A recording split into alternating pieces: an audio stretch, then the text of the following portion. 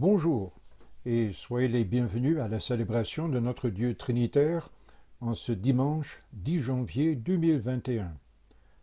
Je m'appelle Jean Zoller et avec tous les membres de l'Église réformée Saint-Jean, je vous souhaite de passer un moment fort et inoubliable dans la présence vivante de notre Dieu. Alors, prenons un moment maintenant dans le silence pour préparer notre cœur à adorer dans l'amour du Père, la grâce de Jésus-Christ et la communion de l'Esprit Saint.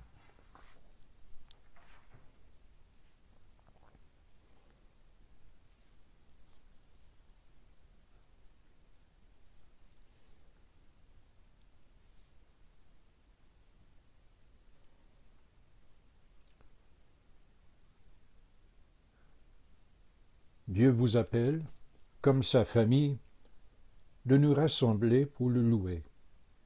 Alors, la convocation aujourd'hui vient du psaume 105, que voici, les versets 1 à 5. Louez l'Éternel, faites appel à son nom, faites connaître ses hauts faits parmi les peuples. Chantez en son honneur, jouez de vos instruments en son honneur, célébrez toutes ses merveilles. Placez votre fierté dans son saint nom. Que le cœur de ceux qui cherchent l'Éternel se réjouisse. Ayez recours à l'Éternel et à sa force. Recherchez constamment sa présence. Souvenez-vous des merveilles qu'il a accomplies, de ses miracles et de ses jugements. Descendant d'Abraham, son serviteur, enfant de Jacob, qu'il a choisi. Alors prions notre Dieu.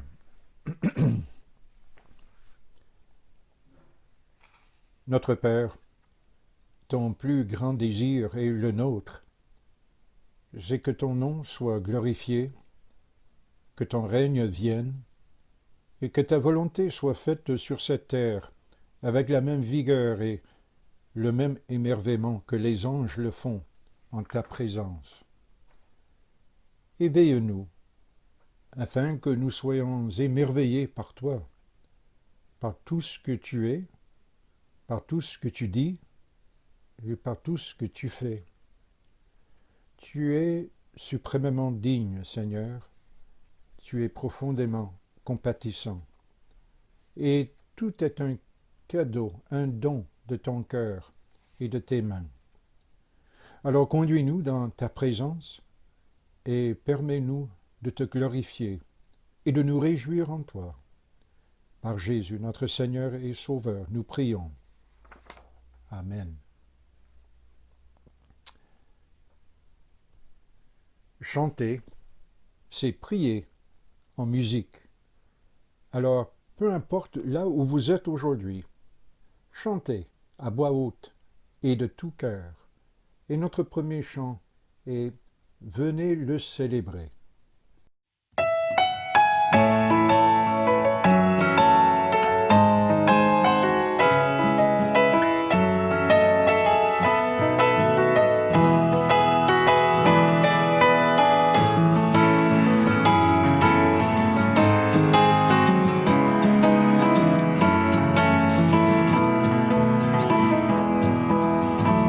Venez le célébrer, son grand amour veut nous le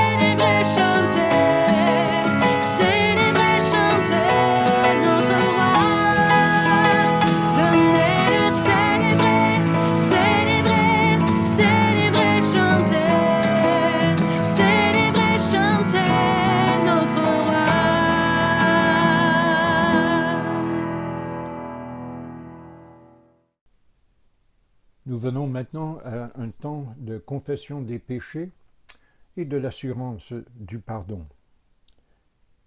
Par sa grâce, nous sommes réconciliés avec Dieu à la croix de Jésus. Et par sa grâce, nous grandissons en Dieu par la présence de l'Esprit Saint. Et voilà pourquoi nous confessons ensemble nos péchés, pour avouer notre besoin du pardon de Jésus, pour réclamer et vivre son pardon complet une fois pour toutes, mais aussi pour continuer à confesser que nos motifs, nos paroles et nos gestes ont toujours besoin d'être transformés et changés de plus en plus à son image. Alors disons à voix haute notre confession de péché aujourd'hui qui est tirée du psaume 25. Éternel, ne me punis pas dans ta colère et ne me corrige pas dans ta fureur. Aie pitié de moi, Éternel, car je suis sans force. Guéris-moi, Éternel, car je tremble de tous mes os. Mon âme est toute troublée. Et toi, Éternel, jusqu'à quand me traiteras-tu ainsi? Reviens, Éternel, délivre-moi, sauve-moi à cause de ta bonté.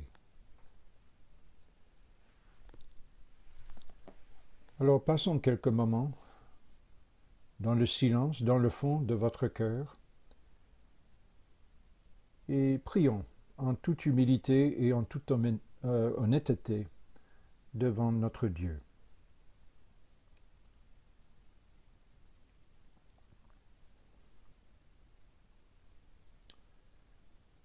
Seigneur, nous remettons ces prières entre tes mains, par Jésus notre Seigneur. Amen. Dieu, le Saint-Esprit, veut nous assurer aujourd'hui qu'en Jésus-Christ, tous nos péchés nous sont pardonnés, afin que nous puissions vivre en ayant le cœur en paix. Alors, notre prière d'assurance du pardon, enfin c'est une lecture d'assurance du pardon, est tirée du psaume 145, les versets 8, 9, 17, 18 et 19. Voici la parole de Dieu. L'Éternel fait grâce, il est rempli de compassion, il est lent à la colère et plein de bonté. L'Éternel est bon envers tous, sa compassion s'étend à toutes ses œuvres. L'Éternel est juste dans toutes ses voies, et bon dans toutes ses œuvres. L'Éternel est près de tous ceux qui font appel à lui, de tous ceux qui font appel à lui avec sincérité. Il accomplit les désirs de ceux qui le craignent. Il entend leurs cris et les sauve. Amen. Alors, chantons ensemble, et c'est un beau chant. Tout est accompli, c'est-à-dire en Jésus, tout est pardonné. Alors, chantons.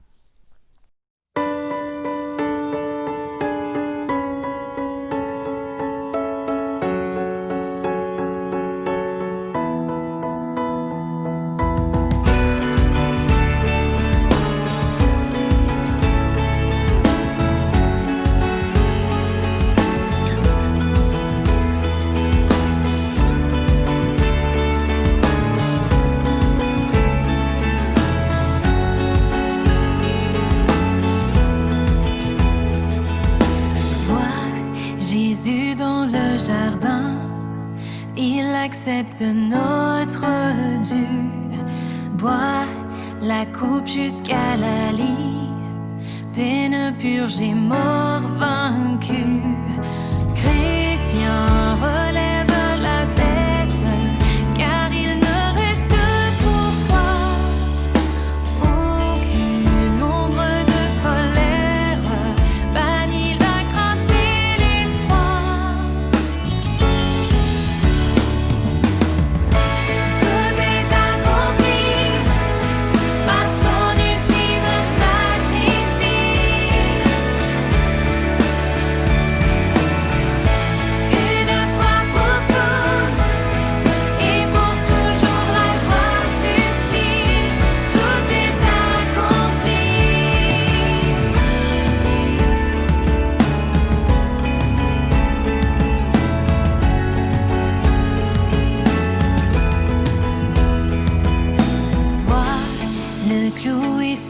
la croix, son sang innocent versé.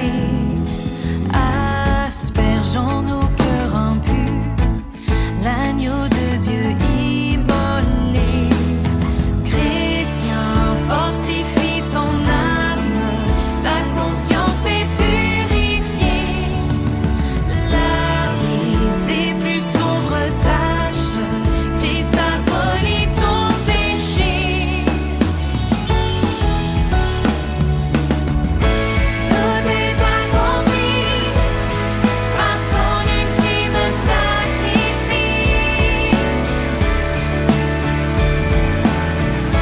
Une fois pour tous et pour toujours la croix suffit. Tout est accompli.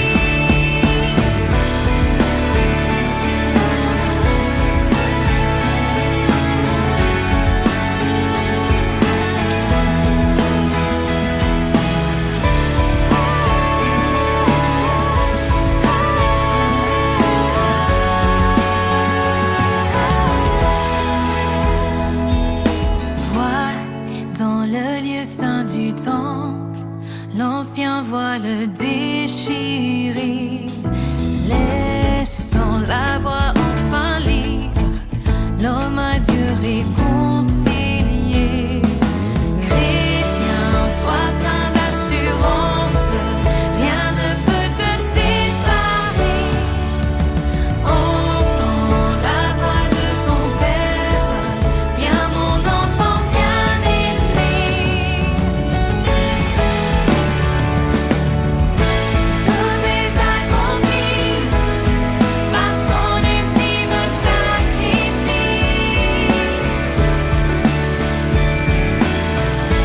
Une fois pour tous et pour toujours la croix suffit. Gloire à Jésus-Christ, signe de louange infinie.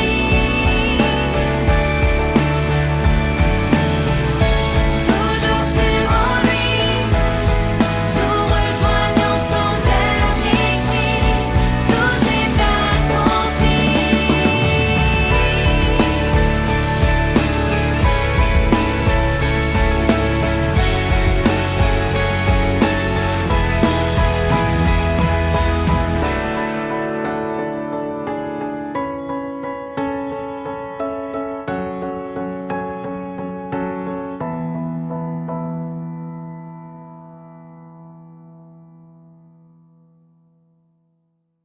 Nous voulons nous arrêter maintenant pour passer un peu de temps dans la prière, comme Église, ensemble, comme famille. Et nous voulons particulièrement présenter nos requêtes à notre Dieu, en sachant combien il nous est fidèle pour nous répondre selon ta volonté. Alors prions.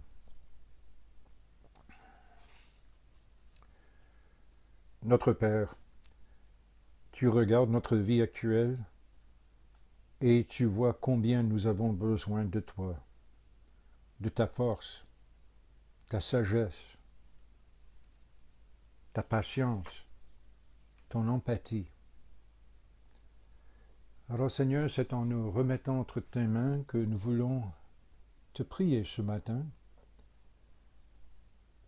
Nous voulons, dans notre monde, te remettre tous ces programmes multiples de vaccination à travers le monde. La logistique est très compliquée. Nos ressources sont plutôt limitées et notre sagesse a besoin d'être améliorée. Alors Seigneur, nous te prions de bien vouloir agir au-delà de tout ce que nous pouvons imaginer, mais aussi Seigneur, de te servir de nous là où nous sommes ici, pour que nous puissions t'honorer et faire du bien à notre prochain. Père, nous voulons remettre entre tes mains nos dirigeants, qui sont souvent dépassés par tout ce qui nous arrive actuellement. Accorde-leur un discernement qui sera vraiment à la hauteur du défi qui est devant nous. Nous prions pour notre Premier ministre M. Justin Trudeau à Ottawa. Nous prions pour M. François Legault, notre Premier ministre à Québec, et pour Mme Mélanie Plante à Montréal. Seigneur, ce sont des gens que toi, tu as mis en place. Ce sont des gens bien ordinaires comme nous et ont constamment besoin aussi de ta grâce et de ta sagesse. Alors, Seigneur, comme d'abord citoyen de ton royaume, mais aussi citoyen de ce pays, de cette province et de cette ville, nous voulons te les confier. Père, nous prions aussi pour nos frères et sœurs chrétiens ici à Montréal et ailleurs au Québec. Et nous voulons particulièrement prier aujourd'hui pour nos frères et sœurs dans notre Église, qui est enfin ton Église. Nous prions pour ceux et celles qui se retrouvent trop souvent seuls. La solitude, Seigneur, est difficile, parfois pénible, et nous voulons prier les uns pour les autres ce matin, et plus particulièrement afin que tu encourages ceux et celles qui se sentent vraiment en solitude par les temps qui courent. Nous voulons également prier pour ceux et celles qui sont malades et fatigués, en te demandant de les réconforter et de les guérir. Nous prions, Seigneur, pour ceux et celles vivant des défis d'emploi ou des défis financiers, et montre-nous aussi comme Église comment les aider. Nous prions pour celles qui portent un enfant à naître, veille sur elles et sur leur bébé. Permets, Seigneur, à accueillir dans notre cœur, dans notre vie, ceux et celles en qui ton esprit agit pour les amener à la vie nouvelle en Jésus-Christ. Malgré ce temps d'adversité, malgré ce grand temps de maladie, de pandémie, Seigneur, nous croyons que tu es en train de transformer des vies et de les amener à la vie en Jésus. Et les mettre aussi dans ton Église. Alors, Seigneur, sers-toi de nous dans ta mission. Dans cette semaine qui commence dès aujourd'hui, nous réclamons tes promesses afin que nous soyons tes ambassadeurs dans cette ville. Alors, Seigneur, pour tout ce que nous venons de te présenter par cette prière ou ces prières, nous le faisons dans la grande confiance que tu seras glorifié à travers nos vies, malgré nos faiblesses, malgré nos échecs, malgré notre petitesse. Rien n'est trop grand pour toi. Alors Seigneur, reçois du fond de notre cœur toute notre adoration et réponds-nous selon ta volonté. Nous prions au nom de Jésus, notre Seigneur et Sauveur. Amen. Nous voulons maintenant porter notre attention à la lecture de la parole de Dieu. Et notre lecture ce matin se trouve dans la première lettre de Pierre, au premier chapitre, et les versets 1 à 12. De la part de Pierre, apôtre de Jésus-Christ, à ceux que Dieu a choisis et qui vivent en immigrés, dispersés dans les provinces du Pont, de la Galatie, de la Cappadoce, de l'Asie et de la Bithynie. Dieu le Père vous a choisi d'avance selon un projet qui est le sien. Il vous fait vivre pour Dieu grâce à l'Esprit Saint, pour que vous obéissiez à Jésus-Christ et que vous soyez purifiés par le sang qu'il a versé. Que la grâce et la paix vous soient données en abondance. Bénissons Dieu, le Père de notre Seigneur Jésus-Christ. Dans sa grande bonté, il nous a fait naître à une vie nouvelle, en ressuscitant Jésus-Christ d'entre les morts. C'est pour que nous ayons une espérance vivante, en attendant l'héritage que Dieu réserve aux siens. Cet héritage ne peut être ni détruit, ni sali, et il ne peut pas perdre son éclat. Dieu vous le réserve dans les cieux. À vous que sa puissance garde par la foi, en vue du salut prêt à être révélé au moment de la fin. Débordez de joie, même s'il faut que maintenant vous soyez attristés pour un peu de temps par des épreuves de toutes sortes. L'or lui-même, qui pourrait être détruit, est pourtant éprouvé par le feu. De même votre foi, beaucoup plus précieuse que l'or, est mise à l'œuvre, à l'épreuve, afin de prouver sa valeur. C'est ainsi que vous recevrez louange, gloire et honneur quand Jésus-Christ se révélera. Vous l'aimez, même sans l'avoir vu. Vous mettrez votre foi en lui, même sans le voir encore. C'est pourquoi vous débordez d'une joie inexprimable, déjà glorieuse, car vous atteignez le but de votre foi, le salut de votre être. Les prophètes ont fait des recherches et des études sérieuses au sujet de ce salut, et ils ont prophétisé à propos du don que Dieu avait préparé pour vous. Ils s'efforçaient de découvrir à quelle époque et à quelles circonstances se rapportaient les indications données par l'Esprit du Christ, car cet Esprit, présent en eux, annonçait d'avance les souffrances que le Christ devait subir et la gloire qui serait la sienne ensuite. Dieu révéla aux prophètes ce qui n'était pas pour eux-mêmes, mais pour vous, qu'ils assuraient ce service. Car ces choses vous ont été annoncées maintenant par les prédicateurs de la bonne nouvelle. Ils en ont parlé avec la puissance de l'Esprit Saint envoyé des cieux. Les anges eux-mêmes désirent y plonger le regard. Et ceci est la parole de Dieu. Je vous invite maintenant à écouter le sermon basé sur les versets 10 à 12 de cette lecture et qui s'intitule « Combien Dieu vous a été bon dans le passé ». Bonjour, je m'appelle Jean Sonner et il me fait plaisir de vous apporter le sermon. J'aimerais commencer aujourd'hui en vous montrant une photo que voici.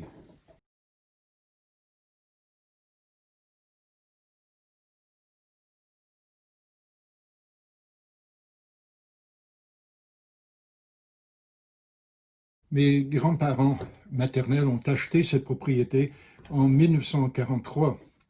Lorsque je regarde cette photo, je vois dans la sable les traces des générations passées et celles de mon épouse, de nos enfants, de nos petits-enfants toujours vivants.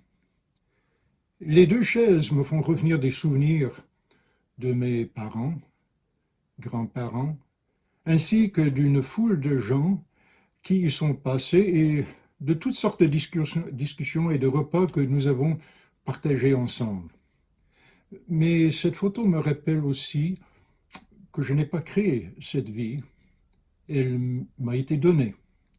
Et je suis redevable à une multitude de gens qui vivaient avant moi. Leur histoire est aussi la mienne. Vous arrive-t-il aussi de garder de précieux souvenirs de votre passé? Ou bien peut-être que vous êtes malheureusement hanté par des flashbacks que vous aimeriez oublier à tout jamais? Dans notre condition humaine, on ne sait pas toujours que faire avec notre passé. Certains disent qu'il est sans importance. Après tout, la vie actuelle est tout ce qui compte, tout ce qu'il y a. Il n'y a pas de vie après la mort, alors il faut chercher toute notre expérience, épanouissement, aventure, dans l'intensité de ce qu'on vit actuellement, dans le présent. Et de toute façon, bien souvent, on dit le passé ne peut pas nous aider car il est démodé face aux grands défis modernes. Tout est passager, rien n'est permanent. Bien, la Bible vous dit que jusqu'à un certain point, vous avez raison. Rien n'est permanent. Tout est passager. Par exemple, un auteur biblique, Jacques, dit ceci. Eh bien, Vous ne savez pas ce que votre vie sera demain. Vous êtes en effet comme un léger brouillard qui apparaît pour un instant et disparaît ensuite. Or, lorsque l'apôtre Pierre écrit cette épître autour de l'an 63 de notre ère, il parle à de nouveaux chrétiens qui vivent un peu dispersés dans les provinces de l'Empire romain, dans le nord de ce qu'on appelle aujourd'hui la Turquie, sur la mer Noire. Et environ 1 à 2 ans après avoir écrit cet épître, l'empereur Néron commence à persécuter l'Église. Alors, comment y faire face? Pierre y répond de façon surprenante. Il dit ceci: rendez-vous compte de combien Dieu a été bon pour vous dans le passé. Alors aujourd'hui, regardons brièvement, seulement les versets 10 à 12 qui se lisent ainsi. Les prophètes ont fait des recherches et des études sérieuses au sujet de ce salut, et ils ont prophétisé à propos du don que Dieu avait préparé pour vous. Il s'est forcé de découvrir à quelle époque et à quelles circonstances se rapportaient les indications données par l'Esprit du Christ. Car cet Esprit, présent en eux, annonçait d'avance les souffrances que le Christ devait subir et la gloire qui serait la sienne ensuite. Dieu révéla aux prophètes ce qui n'était pas pour eux-mêmes, mais pour vous qu'ils assuraient ce service. Car ces choses ont été annoncées maintenant par les prédicateurs de la bonne nouvelle. Ils en ont parlé avec la puissance de l'Esprit envoyé des cieux. Les anges eux-mêmes désirent y plonger le regard. Avez-vous remarqué la dernière phrase? Les anges eux-mêmes désirent y plonger le regard. Dieu est tellement bon que même les anges restent émerveillés. Ils sont émerveillés par le dessein de Dieu d'envoyer son Fils Jésus-Christ, afin de se réconcilier avec des gens comme vous et moi, des gens comme nous, des pécheurs qui dressent notre cœur contre Dieu, qui est l'auteur de notre vie. Mais les anges ne sont pas les seuls qui ont été émerveillés. Les prophètes que Dieu avait envoyés avant la venue de Jésus ont voulu y plonger le regard pour en savoir plus aussi. Et les apôtres qui confirment le message des prophètes, eh bien, eux aussi, ils savent que tout est de la puissance de Dieu, le Saint-Esprit envoyé du ciel. Dieu a été si bon, si généreux, si compatissant, que tous restent émerveillés par tout ce qu'il a fait pour nous. Voilà ce qui nous arrive lorsqu'on devient chrétien. L'attitude de notre cœur change. Et désormais, on dit: ah Jésus, tu es la merveille par excellence. Tu es merveilleux. On s'émerveille devant tout ce que tu es, tout ce que tu dis et tout ce que tu fais. Je ne peux pas le dire avec certitude, mais il est possible que Pierre écrive ainsi en se souvenant du moment où il a mis sa propre confiance en Jésus, peut-être pour la toute première fois. Voici le récit, selon les versets 15 à 17 du chapitre 16 de l'évangile de Matthieu. Et vous, leur demanda Jésus, qui dites-vous que je suis? Simon-Pierre répondit, tu es le Messie, le Fils du Dieu vivant. Jésus lui dit alors, tu es heureux, Simon, fils de Jean, car ce n'est pas un être humain qui t'a révélé cette vérité, mais mon Père qui est dans les cieux. Devant les épreuves de la vie, il y a certes beaucoup de douleurs et de pertes. aucune épreuve ne nous laisse sans cicatrice. Mais n'est-il pas réconfortant de savoir que Dieu, notre Père, nous tiendra dans ses mains et la preuve, tout ce qu'il a déjà accompli dans le passé, selon ses promesses. Et l'apogée de ses promesses et de son accomplissement est certainement la crucifixion de Jésus qui assure notre pardon et sa résurrection qui garantit notre vie et notre victoire à tout jamais. Je sais, de nos jours, on pense parfois, même souvent, qu'il n'y a pas de ce qu'on appelle un grand récit. Autrement dit, il n'y a pas de grand dessein ou une seule vérité pour toutes les cultures, pour toutes les langues, à travers toute l'histoire. Pour beaucoup de gens, chaque culture, chaque peuple, à chaque époque, écrit son propre récit qui est valable pour cette époque ou cette culture uniquement. Comment l'écrire? Le plus souvent, on crée notre propre identité individuelle, du moins en Occident, telle que chacun ou chacune la ressent. Et peut-être on peut y ajouter aussi une certaine relation avec la nature, mais seulement si voulu. Or, je ne veux pas entrer dans un grand débat à ce sujet. Tout ce que je veux souligner cependant, c'est que Pierre croit qu'il n'y a qu'un seul grand récit pour toute l'humanité, pour toutes les cultures, à travers toute l'histoire. Et ce grand récit est l'histoire d'un seul Messie, d'un seul Sauveur pour le monde entier à tout jamais. Ce récit est nul autre que Jésus-Christ.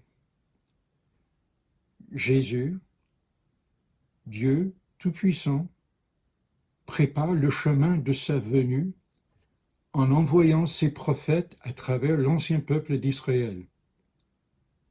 Jésus, le grand récit, vient dans notre monde en devenant humain, afin de se réconcilier avec des gens si divers à travers l'histoire, en prenant sur lui-même le châtiment que mérite notre arrogance rebelle contre Dieu. Jésus, le grand récit, envoie ses apôtres annoncer au monde entier qu'il est l'unique chemin, vérité et vie. Il n'y en a pas d'autre. Au fond, Pierre dit que tout vient de la bonté de Dieu. Il s'engage à appeler à Jésus-Christ des gens venant de toutes les cultures, de toutes les nations, et ceci à travers toute l'histoire. Quelques exemples de ce que ça veut dire. Abraham, qui vivait dans une toute autre culture, dans l'histoire très ancienne, eh bien, il est votre ancêtre en Jésus-Christ. Rahab, la femme vaillante de Jéricho, elle est une ancêtre directe de Jésus et de vous. Jonas, missionnaire de Dieu auprès des nations, c'est votre histoire. Pierre et les hommes et les femmes de cette jeune église en Turquie au 1er siècle de notre ère, eh bien, ça c'est votre histoire. Ça c'est notre histoire. Et voilà pourquoi nous lisons la Bible.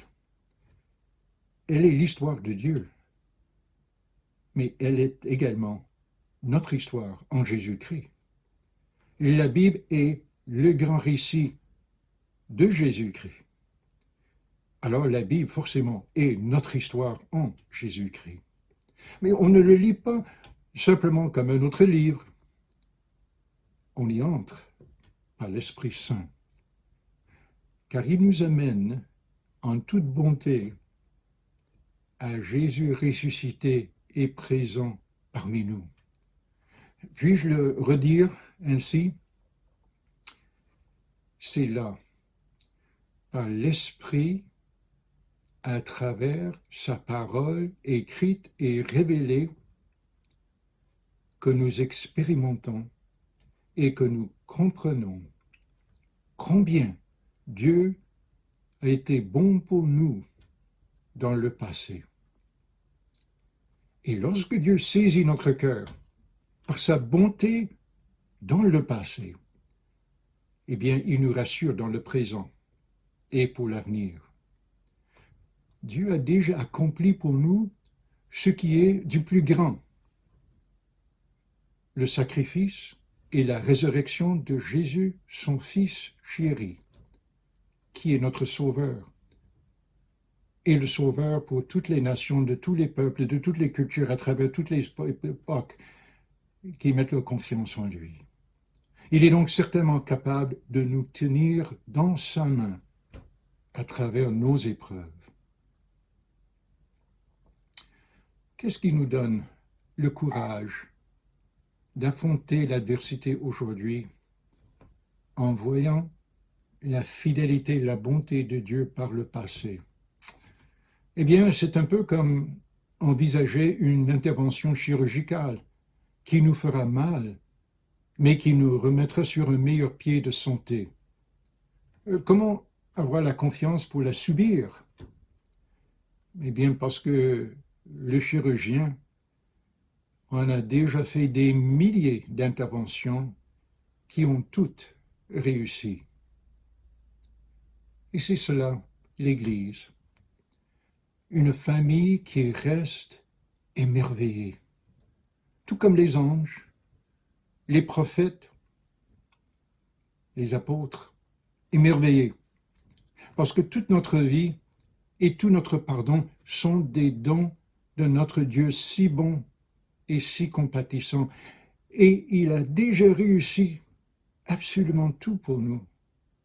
Au fond, nous n'avons rien à voir avec tout cela. J'aimerais illustrer cette réalité par un exemple récent. L'écrivain américain Wendell Berry, aujourd'hui âgé de 84 ans, raconte une discussion qu'il a eue avec son père il y a plusieurs années. Et j'aimerais citer justement ce qu'il dit ici. Nous étions assis sur le balcon lorsqu'il avait à peu près le même âge que j'ai actuellement. Nous y étions dans la noirceur et il me dit « Eh bien, j'ai vécu une vie merveilleuse et je n'ai rien à voir avec ça. » Un peu plus de silence et je lui demande « Mais crois-tu en la décision déterminante ?» Quelques moments de plus dans le silence et la noirceur, et il me répond « Non. » Je reviens à notre texte pour terminer. À la fin du verset 11, Pierre dit « Cet esprit annonçait d'avance les souffrances que le Christ devait subir et la gloire qui serait la sienne ensuite. » L'ordre ici est important. Les souffrances en premier, la gloire après. Jésus a souffert sur la croix en premier pour ensuite ressusciter à sa gloire et victoire. Eh bien, lorsqu'on devient disciple de Jésus-Christ, notre vie nouvelle est éternellement meilleure que la vie que nous laissons derrière nous. Nous sommes libérés, par exemple, de tout jugement de Dieu contre nous. Nous sommes libres de vivre comme ses enfants chéris à tout jamais. Nous sommes libres de l'aimer du fond de notre cœur. Et nous sommes libres d'aimer notre prochain comme nous-mêmes. Mais nous sommes également libérés de notre esclavage à soi-même, afin de vivre autrement, comme des serviteurs et des servantes de Jésus. Alors la piste du serviteur sera comme celle du Maître. La souffrance dans cette vie et la gloire à venir plus tard, surtout à son retour. Parfois, nous sommes tentés par une autre vision de la vie. La gloire maintenant, sans adversité. Ou bien la vie plutôt aisée maintenant, où nous sommes un peu surpris par l'opposition à l'Évangile, par l'adversité ou les épreuves. Mais Jésus nous libère pour vivre dans sa réalité. Et dans cette vie actuelle, nous vivrons par la croix. Les souffrances ne devraient pas nous surprendre, car il nous appelle à emprunter sa voie de sacrifice et d'humilité, et d'annoncer sa grâce et sa vérité en douceur, mais aussi en courage. Heureusement, cette vie, elle, est passagère. Rien n'y est permanent. Et donc, nos souffrances, elles aussi, vont disparaître. Et sa gloire et la nôtre en lui seront pour toujours. Plutôt, j'ai cité le père de Wendell Berry, qui a dit à propos de sa vie, « Je n'ai rien à voir avec cela ».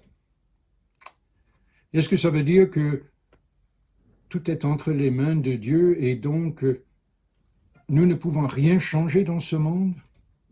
Un peu comme des gens qui sont fatalistes ou des gens qui disent « Ah, il n'y a rien à faire, tout est déjà écrit dans le ciel où tout va se passer par la chance, en tout cas, c'est hors de notre contrôle. » Eh bien, l'évangile de Jésus-Christ est le contraire.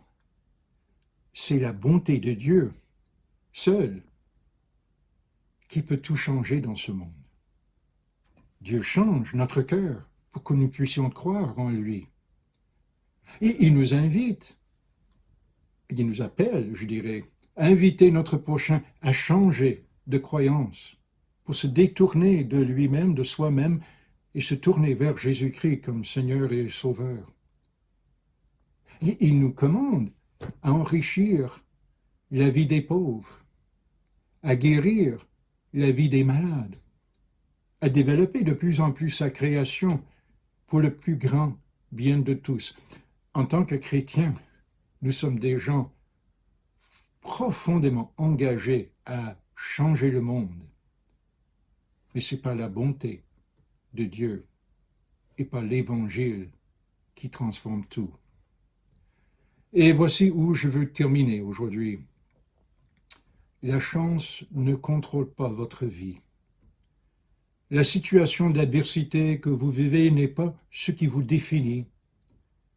Votre expérience et vos émotions ne sont pas souveraines. Alors, changer la vie des autres dans l'adversité? Oui. Servir Jésus joyeusement dans l'adversité? Oui. Laisser l'adversité nous définir et nous stopper net? Jamais. Pourquoi? Combien Dieu vous a été bon dans le passé? Combien il est bon envers vous actuellement? Et combien il sera bon pour vous à tout jamais? Amen. Prions notre Seigneur. Seigneur, merci d'être toujours bon, hier, aujourd'hui et à tout jamais. Fortifie-nous par cette assurance, afin que nous puissions vivre en toute confiance en toi, et surtout face à l'opposition, ou bien les souffrances, ou les épreuves de cette vie. Rappelle-nous que tu es en train de changer une multitude de gens dans toutes les nations et à travers toutes les cultures. Merci de te servir de nous ici pour changer la vie des gens autour de nous, dans tous les domaines où nous te servons, où nous travaillons, et où aussi nous nous fions à toi, en toutes choses et pour tout. Nous prions en ton nom, Seigneur Jésus. Amen. Alors notre dernier chant aujourd'hui est un chant qui demande simplement de compter les bienfaits, la bonté de notre Dieu. Alors, peu importe là où vous êtes, chantez à voix haute et de tout cœur, compte les bienfaits de Dieu.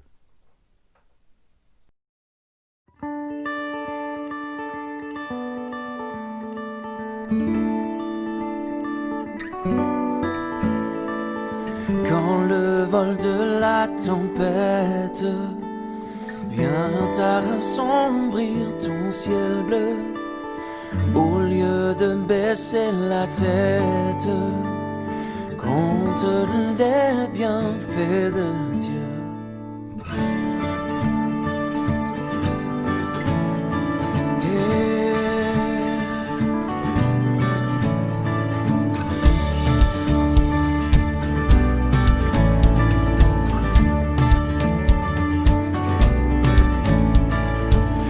Sur la route glissante, tu chancelles sous ta croix. Pense à cette main puissante qui t'a béni tant de fois. Compte les bienfaits de Dieu, mets-les tous devant tes yeux, et tu verras en adorant combien le nom en est grand.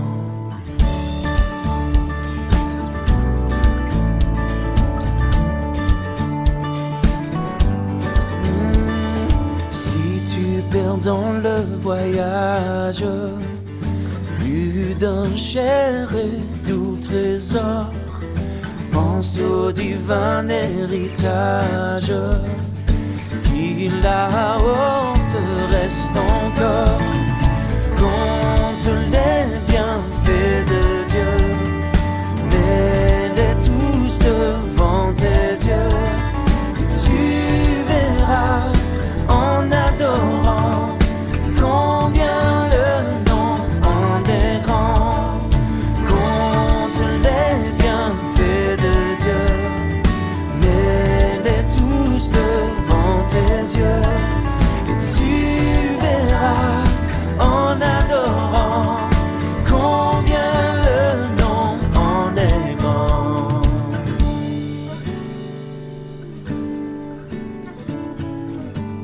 Yeah.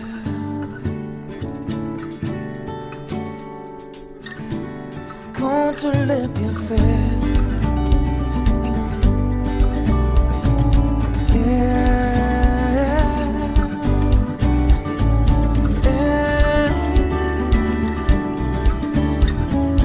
Compte les bienfaits de Dieu, mets-les tous devant tes yeux, et tu verras en adorant combien le nom en est grand.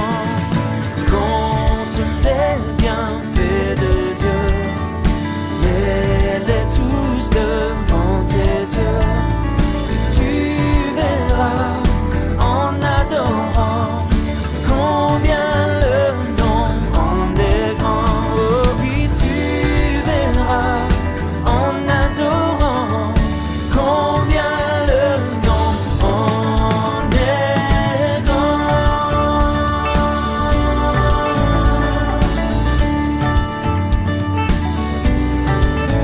Compte les bienfaits, compte les bienfaits de Dieu.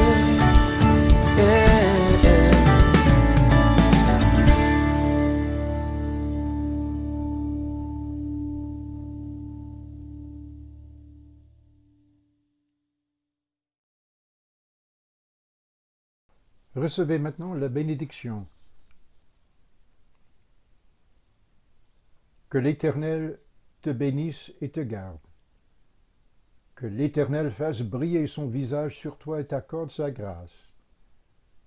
Que l'Éternel se tourne vers toi et te donne la paix. C'est ainsi que se termine notre célébration aujourd'hui. Merci d'avoir participé à cette célébration. Merci à tous ceux et celles qui l'ont préparée. À dimanche prochain. Shalom.